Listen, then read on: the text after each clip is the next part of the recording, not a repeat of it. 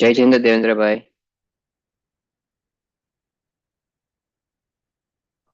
General Cyril, how are you? Doing good, good. Good, good. Yep. So if we want to start, we can start. Let me start the recording. Okay, just give me a second. Mm-hmm.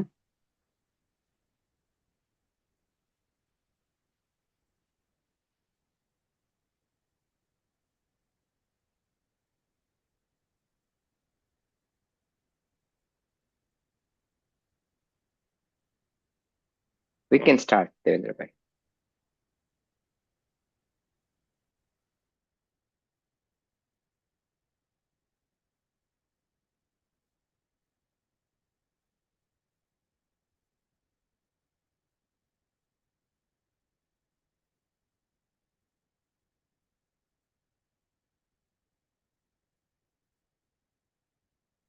Okay.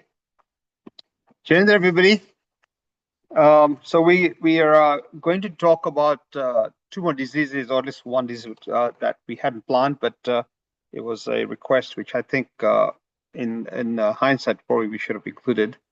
So and we'll see why.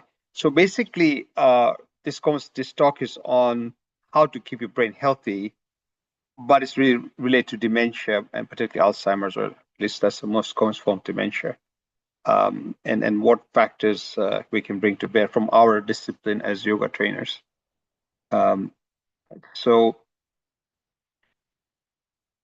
uh, so dementia risk is huge, as you know, and it seems to be going up. So this is just a measure, one measure. This is a measure of death, but even severity. It's just going up, up, and up worldwide. So the global dementia cases in millions is shooting up, and the number of deaths in the over 65-year-old from dementia is doubled in the last 30 years. So it's a huge problem for lots of reasons. So it's definitely major, major. So, for example, in the USA, there are 7.2 million who have dementia currently, and about 2/3 are women, much more in people of color. And it's projected by 13.8 million will have that. So it'll be almost doubling at that time, right? However, when you look at good studies, they show that about 40 to 65% is preventable. Some are genetic and they can be changed maybe in other ways, but about this much is something we can actually prevent. So there's a potential for prevention and early treatment, if you like. So if you look at it, the symptom of normal aging, you have a little bit of decline, as you age, a little bit of memory issues, your numbers flip a little bit, you keep forgetting things where you drop them. So things change, but you're still okay. You can recognize it's just aging, even though you detect that little decline. In dementia, it really falls off. So at some point, it's obvious to anybody, right? And Alzheimer's is about 60 to 70% of all dementia cases. So it's under the bracket of dementia. So we get taught as separate, but it really falls under dementia.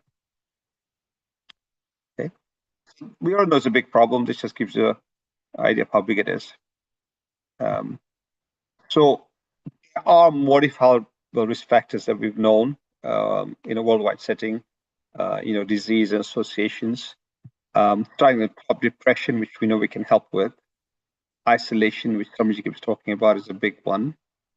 We know the medical conditions, right? Hypertension, both blood pressure, but even affecting your brain. Diabetes, you make sense. Obesity makes sense. Hearing loss and less interactive, and maybe that could explain that. And lack of physical activity. So these are factors you can control, and then you can project how much you might improve. Okay, so these are and everywhere, medicine's trying to address this everywhere. So this is a business slide, but I thought I'd just show you, because we're not talking about the disease so much, but it's good to get some idea of what works, and then we can talk about how yoga fits. So we talked about blood pressure on the top left, diabetes, smoking, which, obesity, cholesterol reduction, and then um, uh, uh, I think that is for glucose. This is a blood glucose, controlling your glucose even before diabetes. And then some genes we have, which are we going to be born with, is Alzheimer's gene. If you have that, then you've got a human chance of getting brain issues, and then other ones in Alzheimer's also. So it means that we know diet has a role. For example, in the West, this Mediterranean diet, which is very heavy in omega-3, which, I would tell you medically, but that helps. But we also know that vegetarian vegan diet is as good. The data is more here because Western, but if you do studies in these, they're good. Also, you just have to be careful about B12 and a couple of things, but otherwise they're very good. And on the other side, hearing loss, depression, head injury, play games, soccer, head injury can be, football, American football, all those things we know can associate with that. Air pollution is another one associated with that. So generally, these are the ones, and these are the modifying factors that affect your risk of dementia. Okay. So what's the challenge? Well, you've got to time it, right? So early on, you might get slight cognitive decline. Very early, you're still working, but miss the bus, that kind of thing. Is it could be normal? It could be getting worse than normal. So this is the early phase. Probably this is where you should start, if not before. And then you have this mild cognitive impairment stage where you're dropping off that curve we showed you before you get full dementia. And healthcare is targeting here to try and stop this. They're targeting here. And we probably should target here and maybe even before, because of the nature of how simple yoga is. Free, essentially free once you learn. Okay. So yoga, it turns out, it targets the big four modifiable risks. It targets chronic stress. We know that, right? We've learned how it regulates your HPA axis and lowers cortisol. This yoga means yoga and meditation pranayama is just generic. We know that when you do things in group practice or you get together like we do, then that itself helps your psychosocial, spiritual well-being. So this feeling of depression, isolation is blunted. Just going to a temple or church once a week can do that. It's that powerful, just getting together. We know yoga helps vascular health, right? Lots of talks on that, and hypertension and cardiac, and we know it helps insulin sensitivity. So it helps you from obesity, from atheroma, from control, and your sympathetic parasympathetic sort of control. And then it also fixes problems that physical inactivity causes, right? Because you're moving constantly and your heart is kind of working and resting, and your blood flow is flowing more. So yoga targets all these, which is why it could be quite powerful, you can imagine. Pranayama, as we know, has this benefit of affecting your brain, and it balances your hemispheres. And in your brain, it increases your auditory evoked potential. We know that. So we know the responsiveness to brain is better when you do yoga, right? Pranayama, sorry. And then we know that kumbhaka, or the things we shouldn't do, like hold breath and fast, we shouldn't do. So be careful. But otherwise, pranayama has all these benefits. Some things we cannot use, right? So, and then the other thing is it's also a feedback loop, right? So it reduces stress we talked about, so less fuel. Also, it reduces your cytokines. We talked about these, not just cortisol, but the inflammatory cells. So it sets your inflammation system in a quiescent phase, right? It's like you're relaxed in the house, not out there about to cross the road and worried about traffic. You're like further back. So you're relaxed. It sets you in a tone that's relaxing and reduces inflammation in your brain. We know that yoga can increase blood flow itself, right? Certain poses will affect blood flow, right? And so and of course enhance coordination when you do this cross knee or twisting.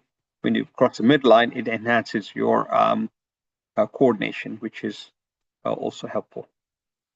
Lots of reasons why yoga can help.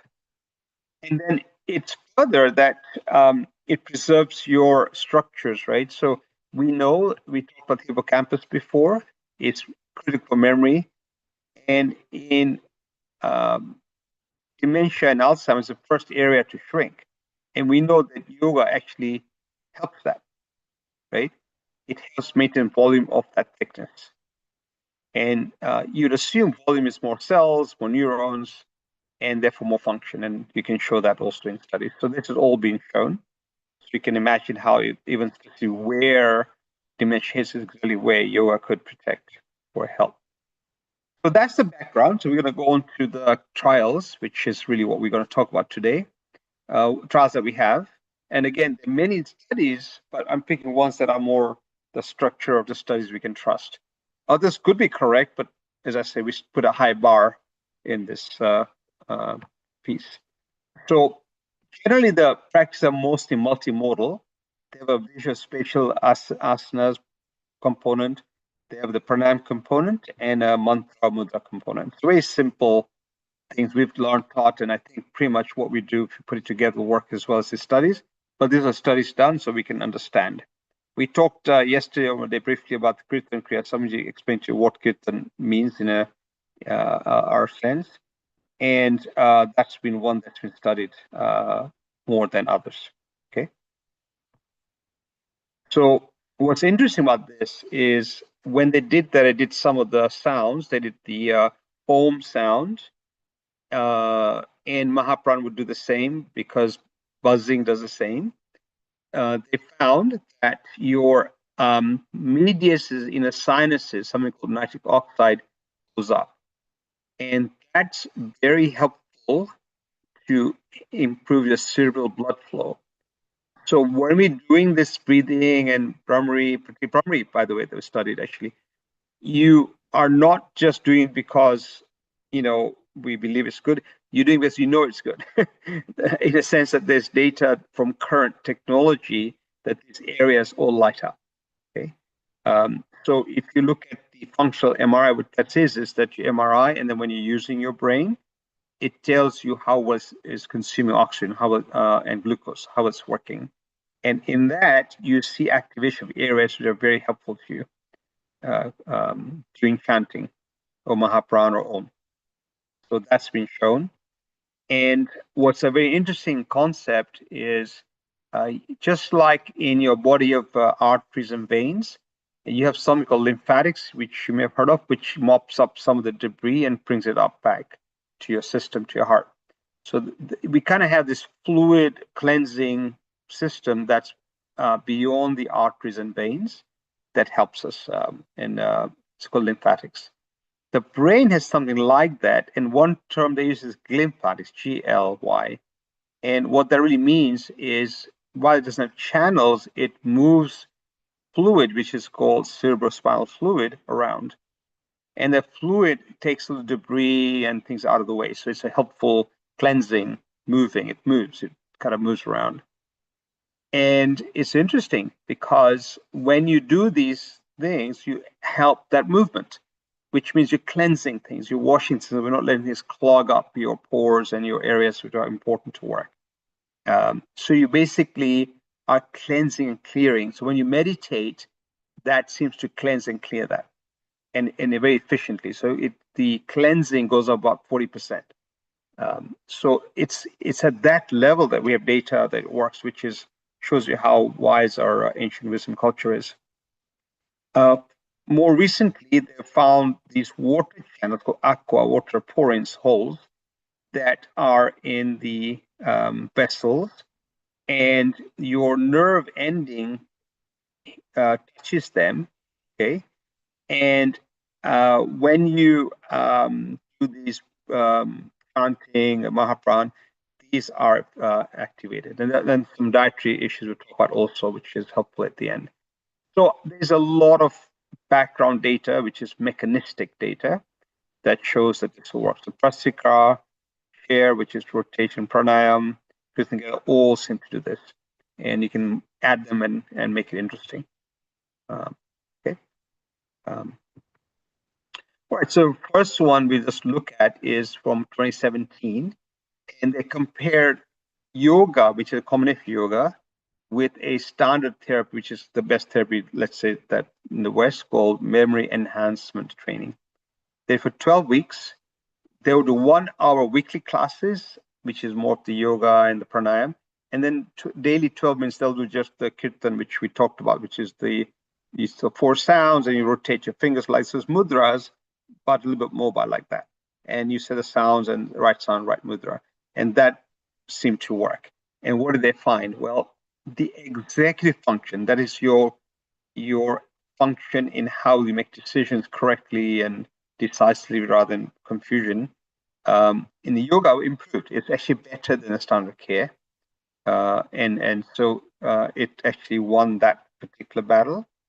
As I mentioned, 60 minutes, 12 minutes kirtan, and there's some daily homework. So this is kind of what was. There's a controls trial, so compare the 2 groups. And then the memory also was equal. The memory improves equal. We always talked about the function, and the mood and resilience, which is your ability to withstand and your lack of negativity, more positivity, improved in yoga better than that. So in this sense, it outperformed the standard current care. Okay. So then another study looked further. It says, does it protect your brain structure? We talked about how your structure is important. So in this study, they looked at postmenopausal women with some cardiovascular risk, so at some heart issues, and they looked at the gray matter. They measured that and see what happened yoga, and they found the decline slowed down. Don't forget, these are not extreme yogis. We know that for sure. If you're a yogi for decades and you know what you're doing, and we knew that for a long time. But this is people more like your patients, your clients would be, and they showed improved connectivity in memory-related networks. So it protects, right? And in that protocol, they had, as I mentioned, women and with cardiovascular, and these are Kundalini form of yoga versus, again, the standard, which is MET. They for 12 weeks and then followed up for another 24 weeks. And they found in all the markers they looked at, there was some reverse of age-associated gene signatures. They have improved the inflammatory pathways we talked about. They diminished them, particularly in this case, interferon 1, and the preservation of the gray matter volume, so that the volume didn't decline, it didn't increase, it didn't decline like the other group. So prevented gray matter loss. So this is a good study also, in the sense that it was a controlled study. Another study is the immunological shifts. And this one, they looked at more the immunological changes, and they found that you do get anti-inflammatory, pro-resilience biological state. So again, it confirms that there's more going on than just I'm feeling better. And then in this study, they combined, they looked at yoga, Ayurveda, and combined, right? So they did elderly with the in between, they're not quite dementia, heading towards dementia, and they had integrated yoga versus Ayurveda versus combined for 8 weeks. And this study found that yoga and pranayam had independent benefit over Ayurveda, but combination may be better. So you can actually build on, it's not like they're all doing the same thing. You can build on your benefits and maybe have more and more protection from dementia. By the way, I don't know if I emphasized when I showed the data, but by the time we get to somewhere in the 80s, half the people will get that. So this is not about, this is like toss a coin and you might get it, the dementia. So it's not just a small amount. So it's well worth everybody focusing on this. All right, so these are studies, again, are summarized here. and you can see that they have exit function, anti-inflammatory, gray matter protection, reduced stress, improved memory, global learning, and workman. So you've hit a lot of important features in there. Okay.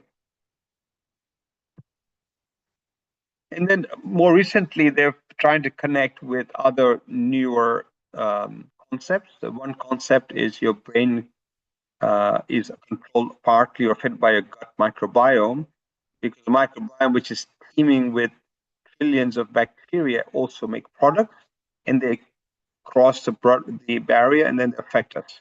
You can imagine it's like constantly eating something. You know, we're eating several times a day, but your bacteria constantly digesting food and making products. And we need those. They actually keep us healthy if we have the right bacteria. That's what keeps us alive, actually. In theory, if I get rid of all these bacteria, then you would survive more than a week or two, because we need them for key nutrients in your system. So they're part of our physical body. They're integrated in it and they help each other. So that's how we survive, and important. And in mild Alzheimer's patients, after yoga, they found that this improved to a healthier state, the microbiome. The beneficial organisms improved, the balance improved, which had helped your scores in your brain, reduced depressive symptoms. So it's gone one stage further, where the effects may not just be us, our brain, our cells, but even our bodies that are looking after us. It also helps them. Okay. So pretty much, what would a class look like? Well, most of these studies had like a warm-up, 10, 15 minutes, very much like the pre-yoga that somebody taught us, Satya Yoga. Then do 20 minutes of asanas, which again, very simple ones that we all know, all of them we know. Of course, we chair if necessary, all the safeties, I think you already know about that. And then they would do pranayam, which again makes sense. But we definitely do slow one, not the fast, because age and their vascular disease, and you might create other problems, blood pressure, whatever you. So you will be careful. And then you have this meditation, which is Kartsarg, or all the ones that we do that somebody taught us. All of those would work. Okay. Good. And then, as you mentioned, the poses, and we'll list them again, but the mountain pose, if they can, sitting or standing, or any fashion based on their age, seems to be good for balance and brain health. Support forward fold, quite a few use them. And gentle twist if they can, or in a chair, quite a few use them. And we mentioned type breathing, but there are many others. I'll list the others. So here's the others they've used. And don't forget, it's age and ability. You will be careful with who you're working with. If they can, a tree pose is very helpful, because it helps your proprioception, your balance, your focus, and amongst other things medically. But as you age, your balance is one of the things that goes. So if you can do this early and keep this going, you will have the balance you need for longer.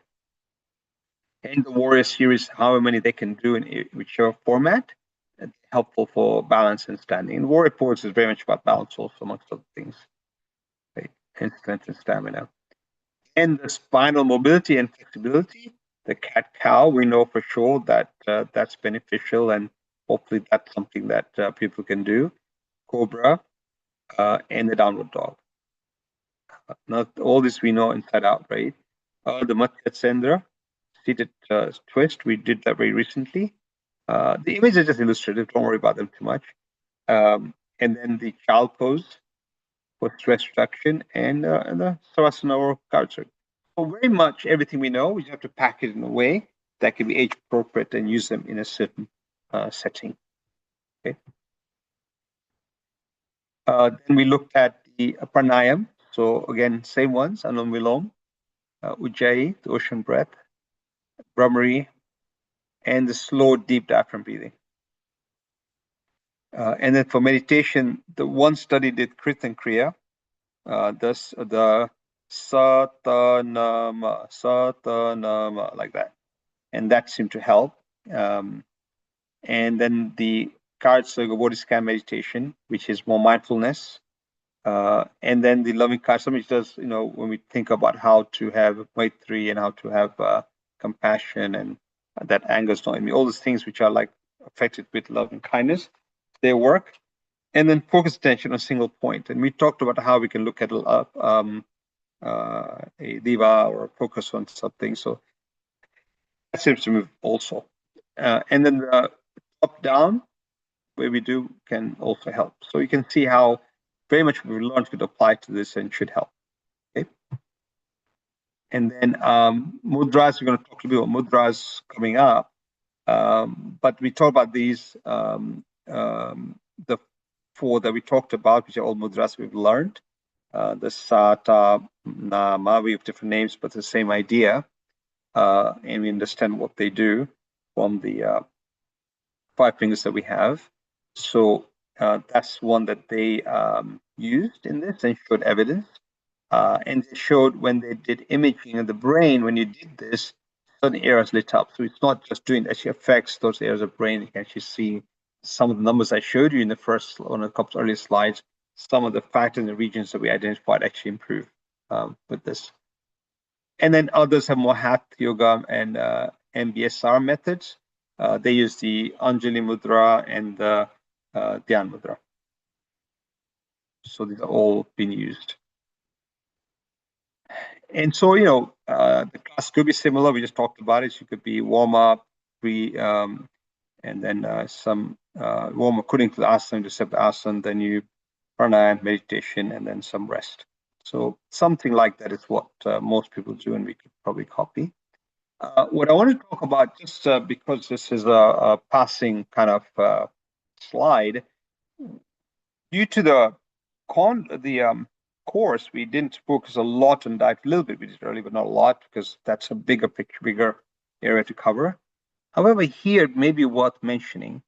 So it turns out, as we talked earlier, the vegan and vegan diet will work as long as you supplement with B12 and you take some omega-3. So the only issue with benefits from a vegan diet is you have enough of B12, vegan source, and enough of omega-3. Doesn't have the algal, that's obviously a sea plant, but there are many foods we already know that are part of our cuisine. One or two Ayurvedic supplements also have a lot of omega-3. I forget the name. But anyway, what's important is to work on those. Like flaxseed has a lot of omega-3. Hemp, mostly hemp from Himalayas, but that, of course, worldwide hemp has a lot of omega-3, as you know.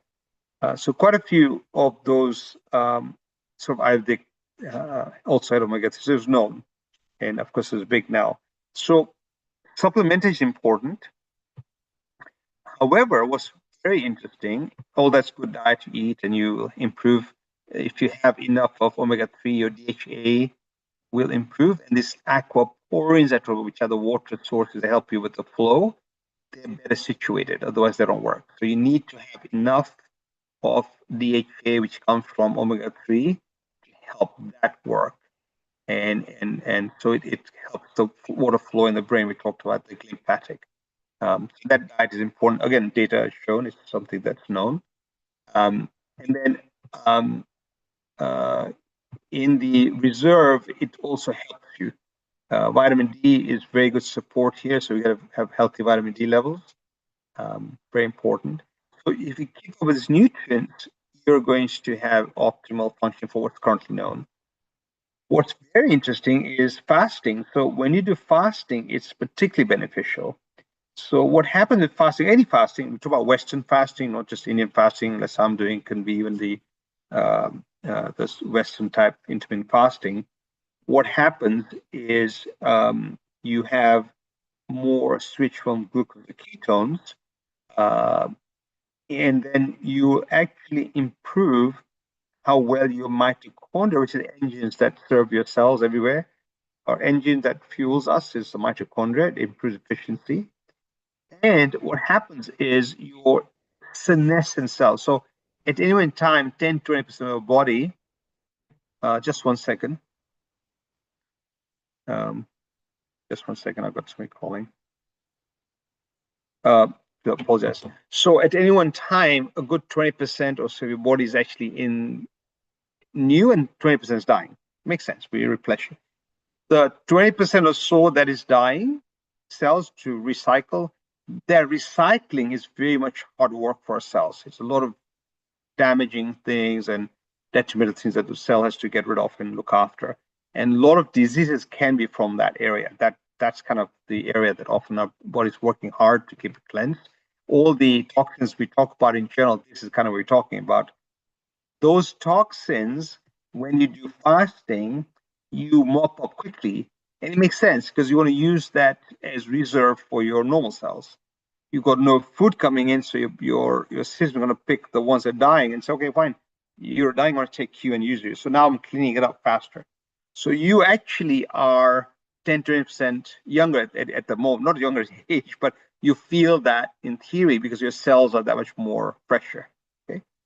So amongst then, what happens, your amyloid beta, which is in the tau, which is the ones that give you your Alzheimer's and depression, you lower them because that's what they are, excess, and you basically use them up.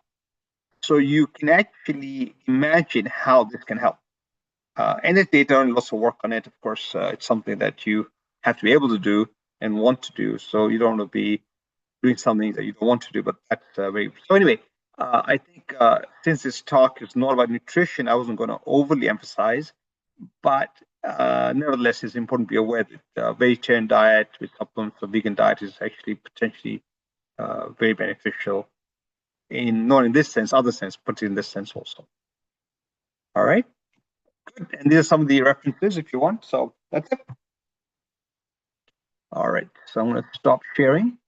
If any images you want to come, I'll bring them back, but table's open. Any questions? Anybody wants to ask anything, talk about anything? Go for it.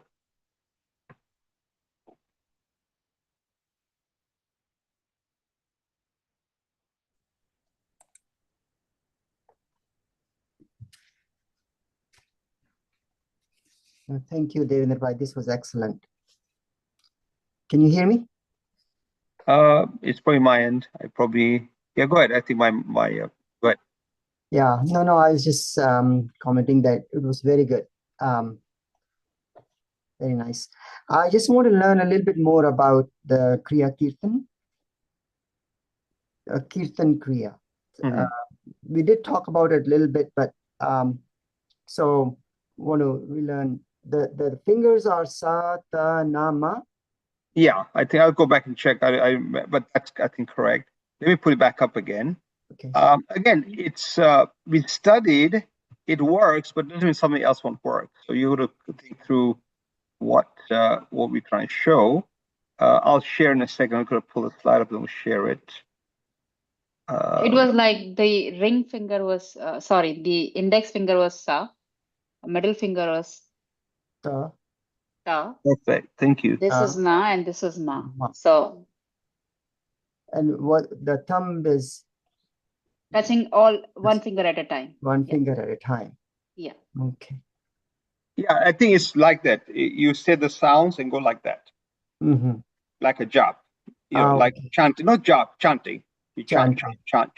So I think it's a simple way to stay focused and limit the brain, and you keep moving different brains. So I think that's what it's doing, and we can do it other ways. I think once you know that works, right, other things will work. So I think it's in Sikhism, Satnam. They do Satanam. It is correct. In Sikhism. Okay. Yes. This is from there. Yeah. That makes sense. Kirtan is what they do, right? Kirtan, yeah. Kirtan is in Hinduism too, but yeah, you're right. Very, very pronounced in Sikh. Yeah. So any case, so that's what that is.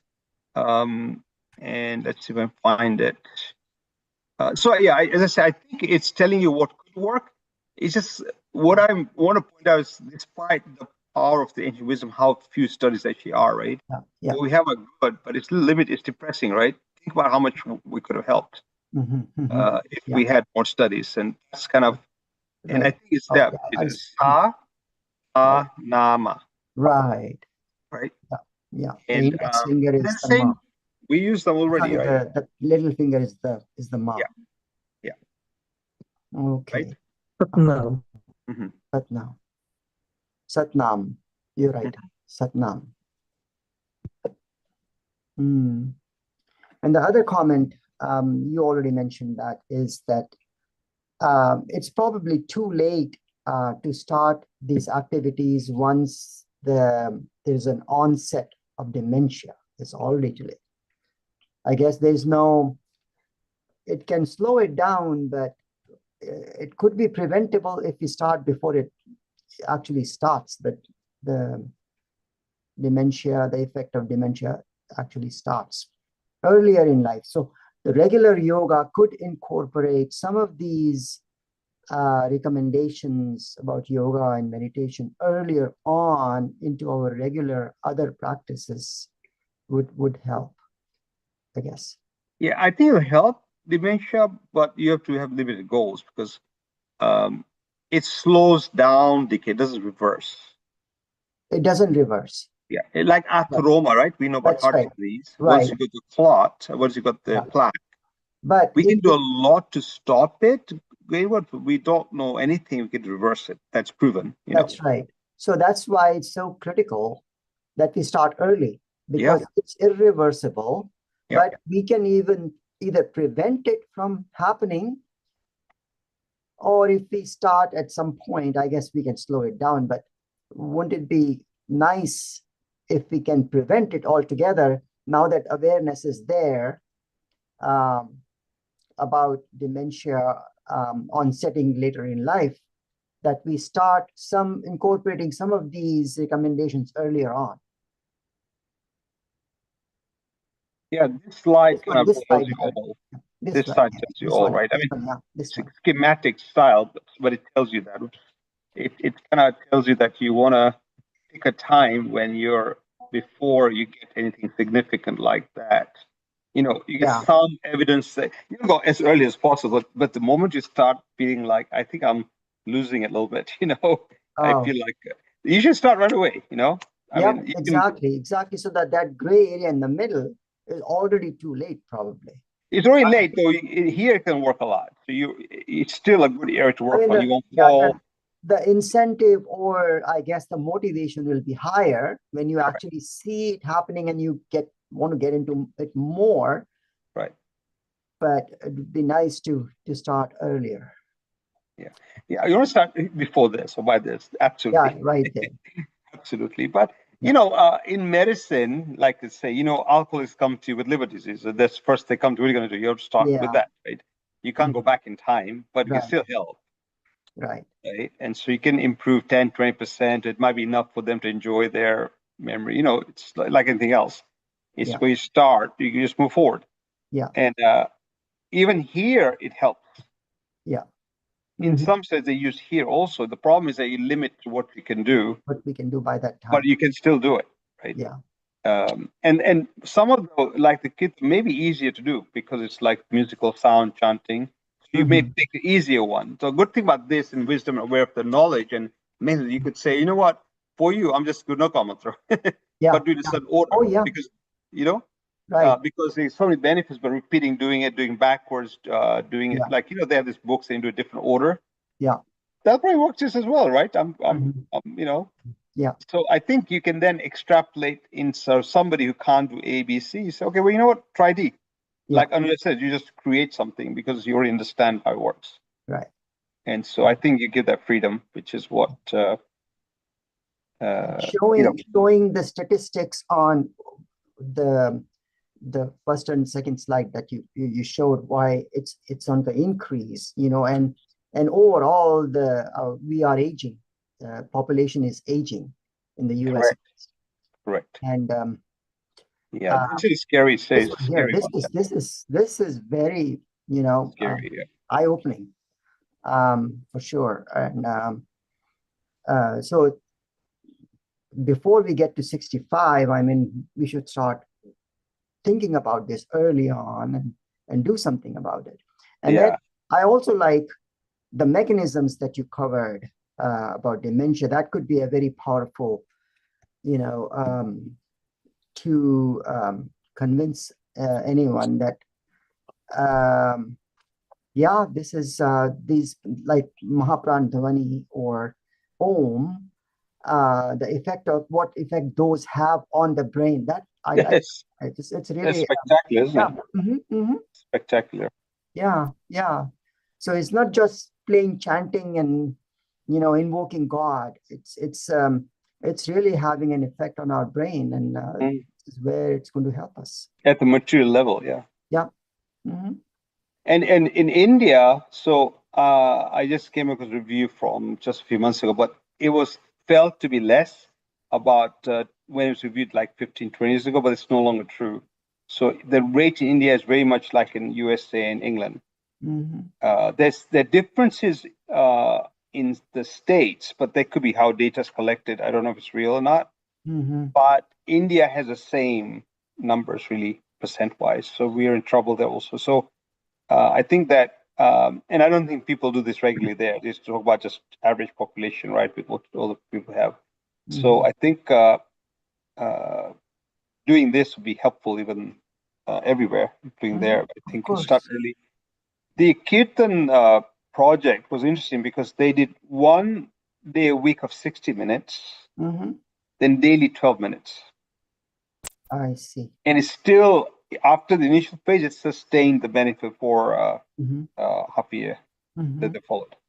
So it doesn't have to be a huge amount daily, So on average, I would say about 2 hours or so a week seems to be working. So it's not a lot of time. Like if you think about it, 2 hours a week is nothing to prevent you from getting a bit gaga. Right. Yeah. So it seems like such a low investment, such a huge benefit. It's like, and it's free, Right. Once you learned it, it's free. Yeah.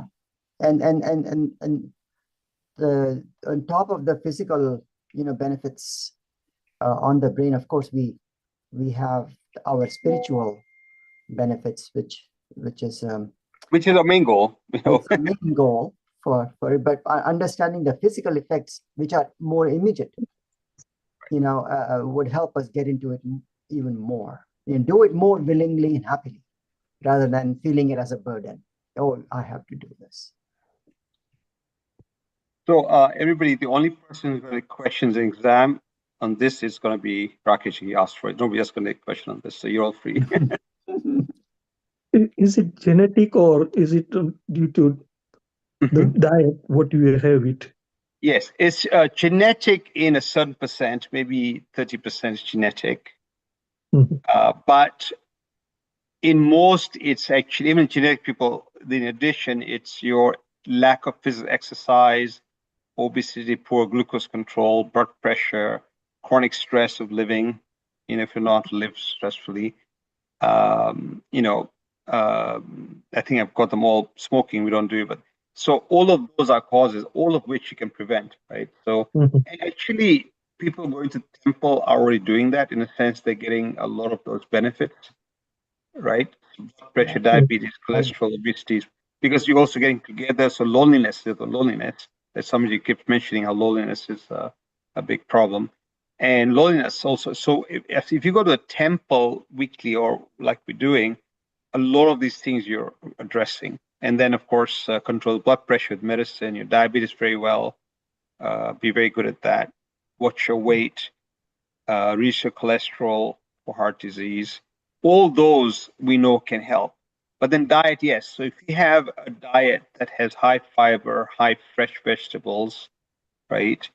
Even when they say maintain diet, it's actually not this. It's these things in maintain diet that's helping. But only exception is that we do need to have olive oil and omega-3 a little bit, just because unless we eat a very diet looks Ayurvedic kind of supplements like in India, we will miss, because we don't have walnut as much every day. We have you do. Almonds would do it. Hemp in India, North India, hemp already existed. Hemp is a good source. So probably if you wanted to work on this, you could go and get some hemp and put it in your salad or eat regularly. Or flaxseed. Flaxseed is, of course, very good. Flaxseed oil. Flaxseed is very good. So you've got some very good sources. You have to take them pretty much every day, though. Walnuts. Walnut, of course. Walnut is very good. Yeah. Walnut, almond. Sesame oil, til oil, talna. Which oil? Sesame oil, tal. I don't know about tal oil because I don't know if that's as good omega-3. It has other benefits, but omega-3, I don't think it's as high as the other one. But we can double check. I remember looking at it at some point, but it's not got the same benefit. Mhm.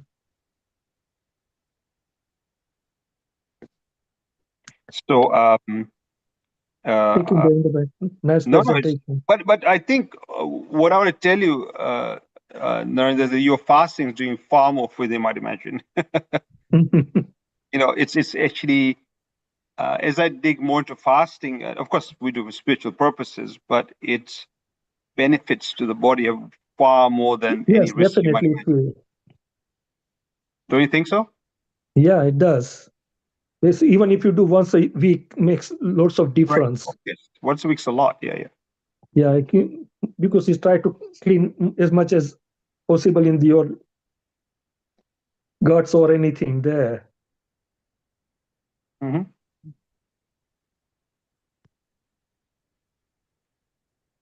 Okay. Anyway, this is not about fasting, but I just thought I'd bring it up there just because it's such a powerful effect. Yeah, sesame only has a small amount of omega-3 in there. It's not good for that. It has the 6 one, which you don't really want too much. 6 is okay, it's not bad, but 3 is what you need. 9, you have a lot of already. You don't want too much 9. You already have 9.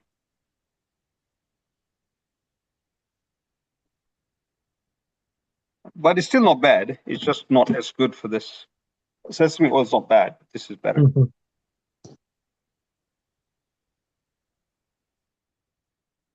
Any other questions? Thank you, Devendra. All right. Okay, so Samiji, I think, Naina, what's next? Yes. So now Shachi is which was left somehow, but you have covered very well it. So now Shachi will show some poses today. So from today onward, the revision classes have started, and I have sent the circulation for that, and that when we have to revise what. So for 2 days continuously, we will cover all the poses, and for next day, 2 days, we will focus on mudras perhaps. So everybody has to be ready for everything. Okay. So, Samiji, are you All going the to assign? asanas, all the mudras, all the yogic exercise, all the meditations, and follow the text, whatever is given in that. First, you have to be very much what we say well versed into our techniques and all the concepts. So it would be better you have to look at the textbook before coming for giving any kind of demonstrations that you are covering all the textual contents. Apart from the textual contents, you can say something if some new studies are coming regarding any practice, whether it is mudra or asana or what we say prana, breathing exercise, yogic exercise, that is the warm-up activities and other meditations. So you can bring some new studies on your own, but just you have to be very much clear about the course content which has been covered till today. So be focused on that. At least you must have the mastery on your own things. So now Shachi will show and give demonstration of some of the physical poses. So I will be reviewing 3 asanas, Vajrasan, Balasana, and Shashankasan. So we're going to start, and we're going to kind of flow from one to the next. We're going to start with Vajrasan. Try to angle this. There we go. So for Vajrasan, you're going to start seated on the ground with your sitting on your heels on top of each other. Sit comfortably. Place your arms on your thighs. Sit erect, your back, your spine, and your head. There we go. Your back, your spine, your head should all be in a line and look forward. And really just this is Vajrasan. There are no real counter poses to this one specifically. There are several benefits. So the benefits include, the main one is it helps with digestion, because Vajrasan is the the one pose that they do recommend directly after a meal. It also helps. It's ideal for meditation. It's good for digestion. It helps.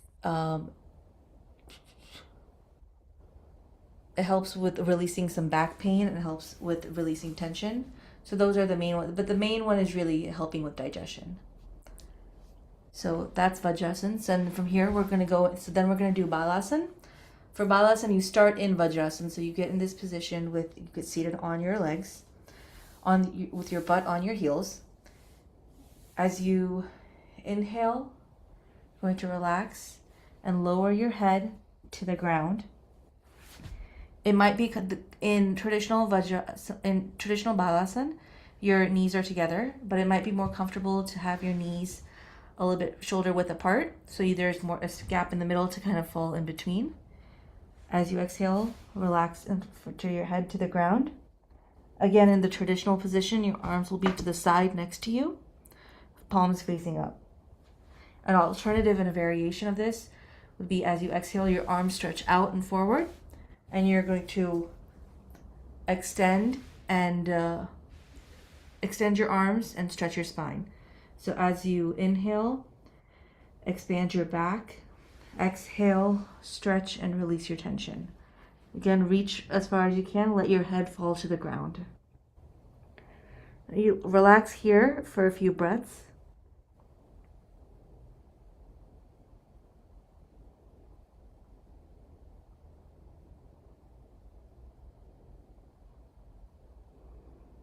And as you inhale, slowly come back up and return to the seated position.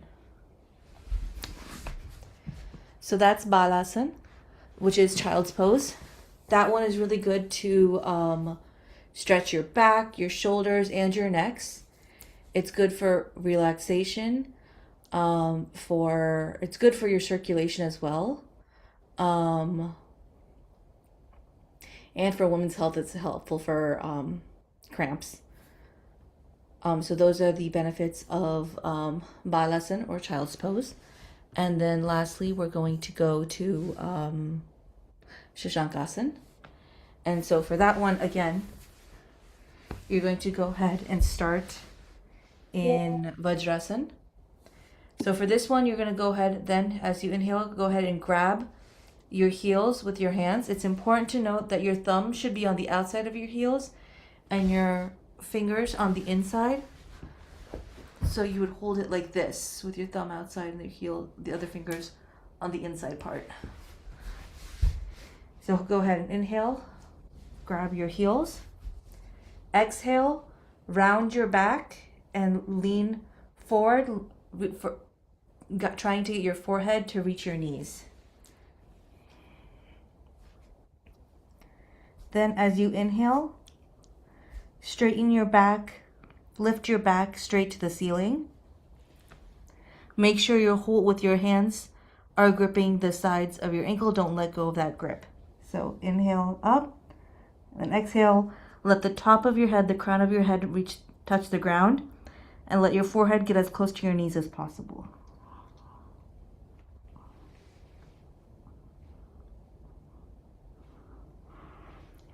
Exhale, release, return to seated position. Now for this one, since it is a pose where you are rounding your back, the counter pose would be something that allows for you to extend your back. So something like Bhujangasana, the cobra pose, or even a little bit more intense, but the camel pose, Ustrasana, that one would also be an option. The benefits of this one, it also is a stretch for your shoulders and your back. It alleviates, this one really is good for alleviating anxiety and stress. And it's because of the way you're flexing, it stimulates your thyroid.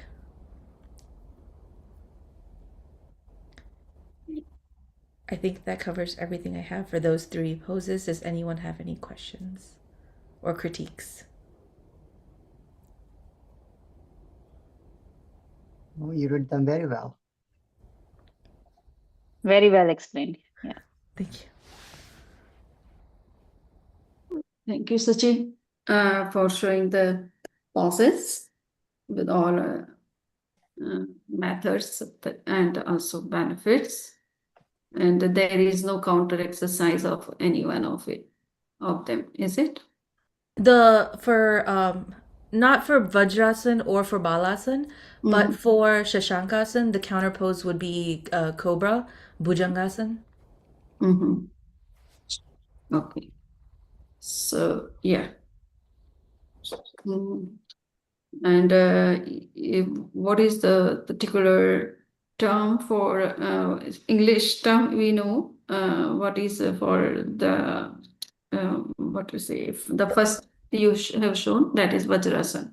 Vajrasan is the thunderbolt, Balasana is child pose, and Mhm. Shashankasan is a rabbit pose. Correct. Okay. So thank you very much. You have done well.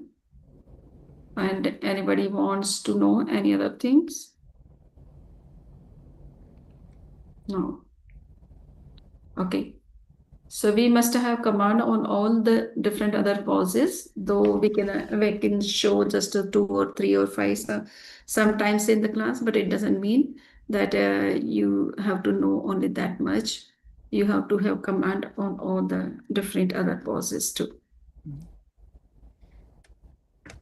So Yeah. Samji, are we I saw the list, Mm-hmm. and this week we are going to cover the asanas and the mudras and meditation.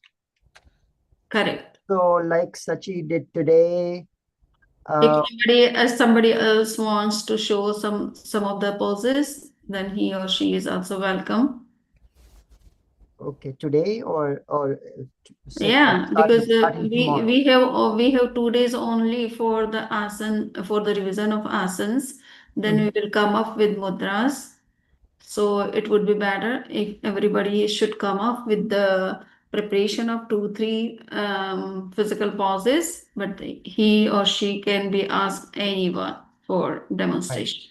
Right. I can do Today tomorrow. it was selected, but just I am telling Right. that you have to come up with the preparation because I have kept 2 days. So you have to cover all the poses. So suppose Shachi has covered 3 poses. Now, if somebody is ready, he can cover any other poses. I can do some poses. Yes. So Narendra is showing some poses. Okay. So if there is some mistake in following the proper technique or proper step, anybody can make comments, critiques, okay, or can suggest.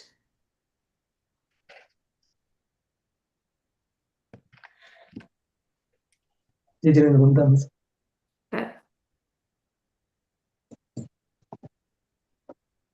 can do Stardasana. So we relax, clutch your fingers, raise finger line upwards, and raise on the toe. Inhale, and while coming down, exhale. Basically stretches all your bodies, as well as helps in making your back straight. Mhm. Whole body stays in the straight one line. Next. Then from there,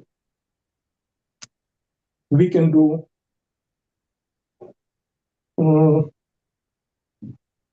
half moon pose, holding like that, and then you bend and stretch your body first on the right side.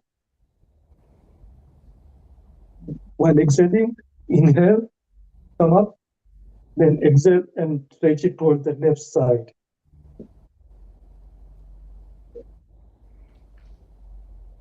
From there, you can go into the warrior pose. So you stretch your legs. So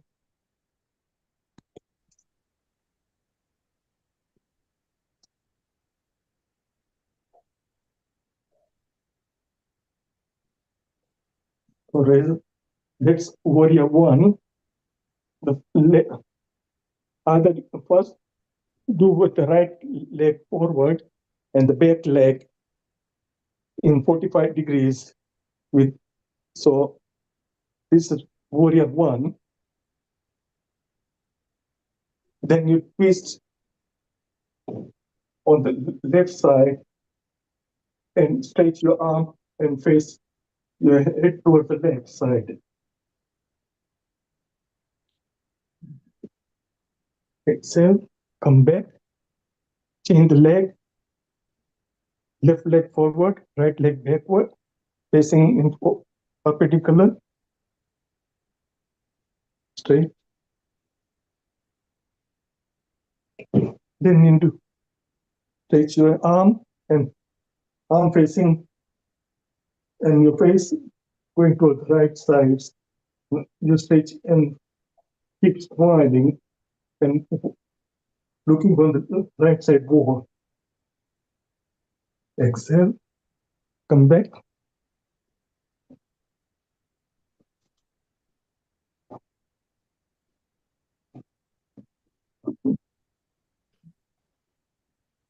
Okay. That's all. Any other? And you can do standing bend down pose. From there, inhale, exhale, and bend down, and touching your toe or your fingers touching the ground, and the head touching the knee.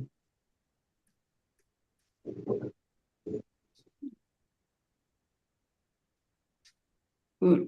Exhale, and inhale, and what is the name of this pose? What is the name of this pose? Standing pose, bend down forward, Setu Bandhasana. Hastapadasana, I think.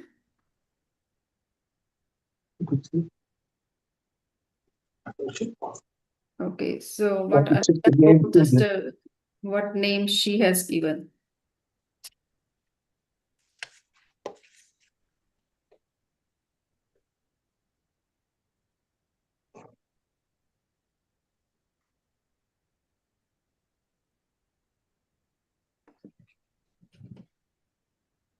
Anybody knows the name of the pose?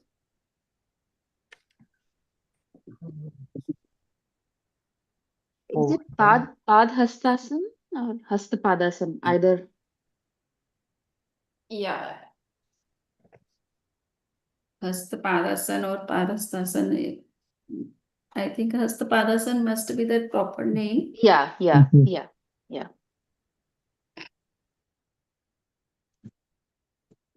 You can also do triangle pose. Okay, yes. Inhale, then exhale, left leg touching the left feet, hands touching the left feet, and stretching upwards the right arm. And looking at the sky on the right hand side toward the sky. Okay. Exhale. Yes. Inhale.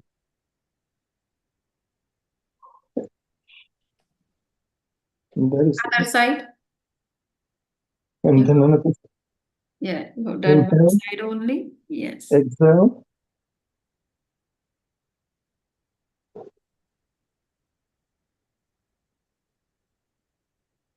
Good.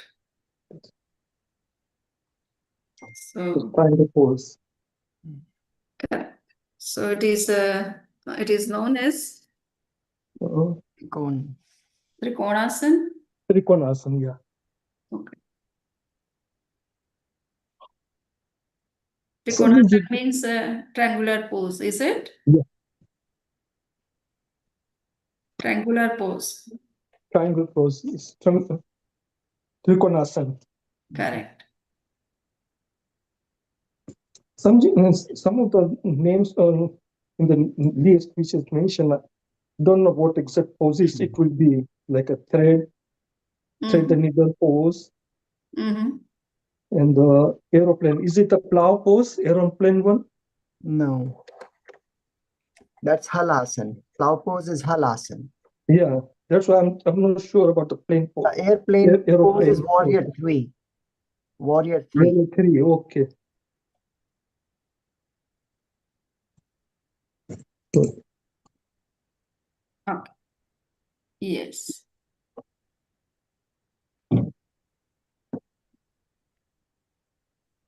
Is it like that? Now you stand on one leg and the other leg is parallel to the ground. Oh, okay, yeah. Yeah, that one. Yeah, that's aeroplane pose. Very Okay. good. Yeah. I have to just make sure Yeah. I understand right English words as well as Hindi words, or Sanskrit words, whatever, for the poses. Yes.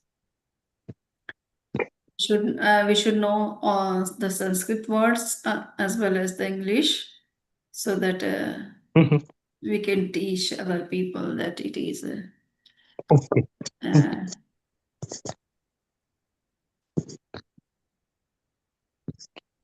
Now, any other is ready to show some poses?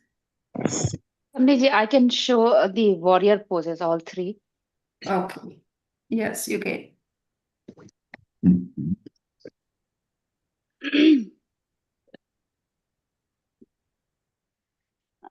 Can you?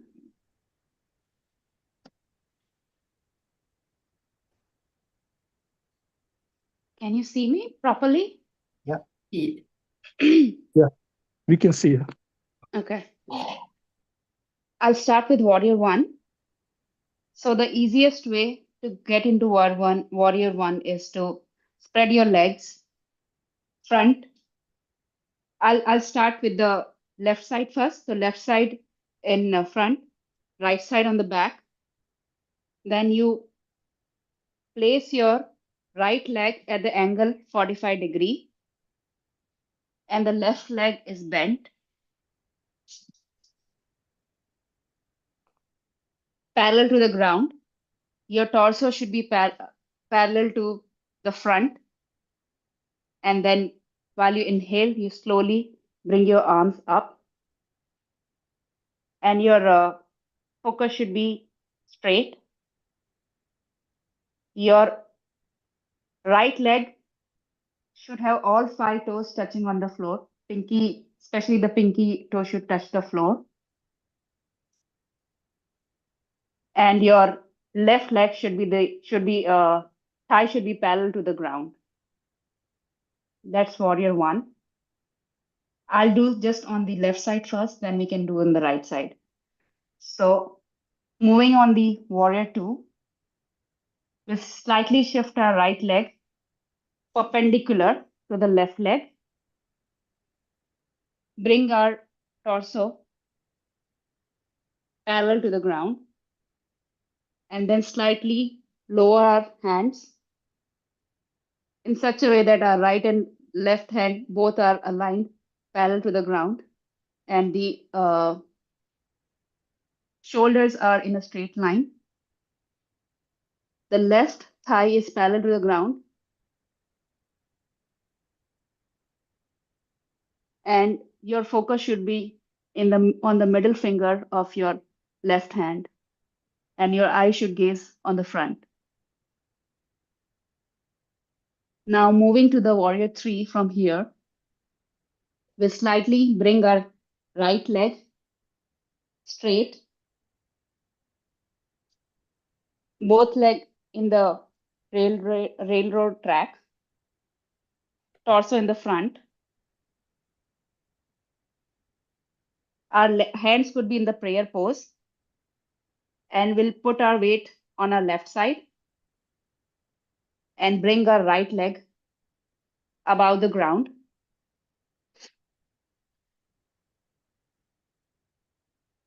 And parallel to the ground.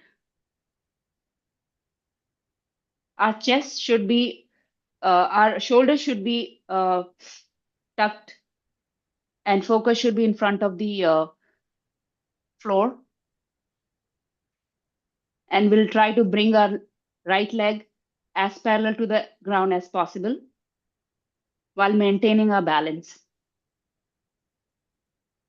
Then we'll slowly come out of the pose. We can repeat the same on the other side. I'll not show it today. But the benefits are the strength of our thigh muscles and blood circulation. It also increases the heart rate. So good for the heart. And Warrior 3 is good for balancing. Yeah. For core strength and balancing. What is the Indian term for this pose? Veer Bhadrasan 1, 2, 3. Oh. Okay, so you have done well.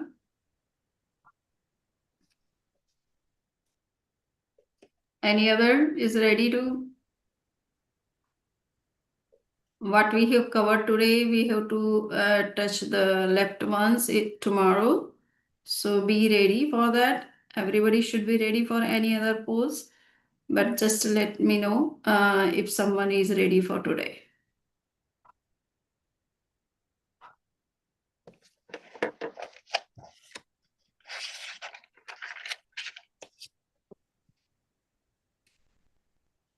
So Samni ji, this is Ganesh. Yes. I'll do it tomorrow. Samni ji. I'm not ready, but I'll do it tomorrow. Okay. Yeah, I will do it tomorrow also, Samni. I'm not set up for it today. Okay. I will also try to do tomorrow. Yes. So the list of the asanas is known to all, or everybody should know that what are the pauses which we have discussed. Is it the same as you covered yesterday? Yeah. Is it the same list, the 32 poses that you covered? Yes, at least these must be ready. Yeah. And I have already posted from day one or maybe in beginning. So just you can see those poses must be ready, or whatever extra taught by Anuja. You have to have that list also with you. I can do plow pose and the fist pose and the chair pose. Okay. Today or tomorrow? Yeah, I can do it now. Huh? I can do it now. Yeah, you can. Yeah. Relax. Keep your feet together. Inhale, exhale, and bend your both the knees and go down like sitting on the chair. Hold for a few minutes and then inhale and stand up.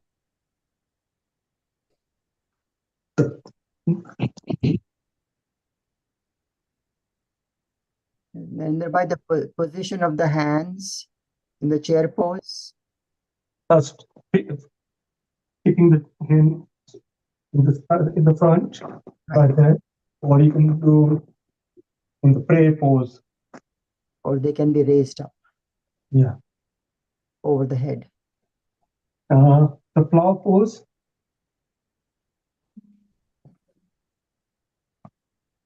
This is the hand. Bend down. And what a V. Move back.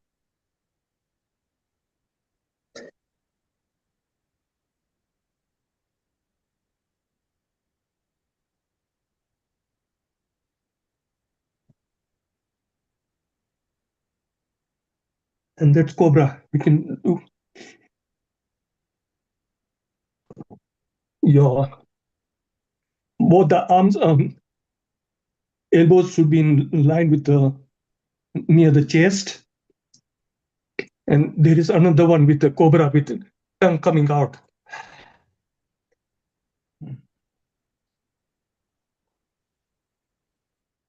Sit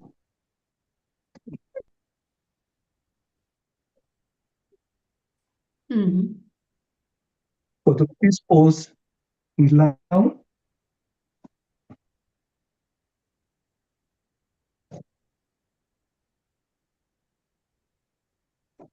Or you can sit like that. Can you hear me? Yes. Yes.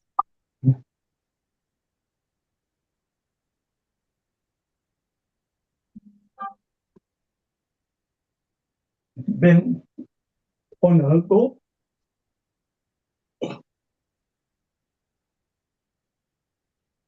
If it's not convenient, you put your arm underneath the waist and try to lift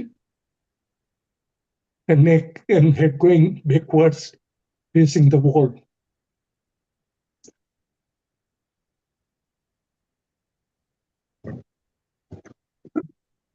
Inhale.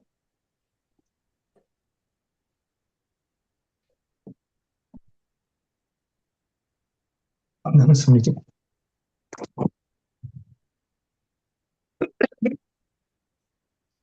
Narendra Bhai, the one you did was plank asan, not plow asan. Plank, yeah, okay. Before the Plow cobra, is the other way around. uh, plow is when you do Vipreet Karni, and then you'll take your legs all the way back. Yeah. That's halasana, that's plow asana. Mhm. But the one you did before the cobra, I think it's plank asana or palank. Plank also, okay. I have to study the right name. Thank you, Rakesh Bhai, for correcting. Thank you. Yes. So thank you very much for all, for showing the poses. But the rest of the poses we will cover tomorrow. Everybody Okay. has to be ready for everything. Anybody Mhm. can be said as any pose. So please be ready for all. Okay. Thank you very much. Okay, Jesse. Vandami naman sa. Tomorrow I'm gonna Thank you so much. tomorrow I'm gonna review the anatomy, so it'll be short. Then you can have more time for the yoga. Okay, yes. So I have posted already the manuals among the recommended what we say textbooks. So please see that all the 32 or 31 poses, and I'm also posting in Hindi so that you can see the poses if it is not taught by Anuja, and whatever is taught by you, Anuja, first you have to be focused on that. Mhm. Ramesh Parmar and Anuja. Okay. So, Samriji, what is the thread the needle pose? Uh, which one you have asked? Yeah, number 31, it says thread the needle pose. Needle pose. Needle, sui. Oh yes, okay. So it is in Anuja's list. Right. Okay, so I am not aware of that pose actually. You have to ask her. I can show it to you tomorrow. We can show it tomorrow. I Yeah, can we'll do it tomorrow. I can show We'll it do to you it tomorrow. tomorrow. That It's would be actually good. specific for one condition, so I can show it. I'm not prepared to do it today, but tomorrow we can show that pose. Okay. So Okay. Thank you. Good question. Yeah. thank you very much. Thank you. Vandami Namaste, Samniji. Thank you, Dinesh and everybody.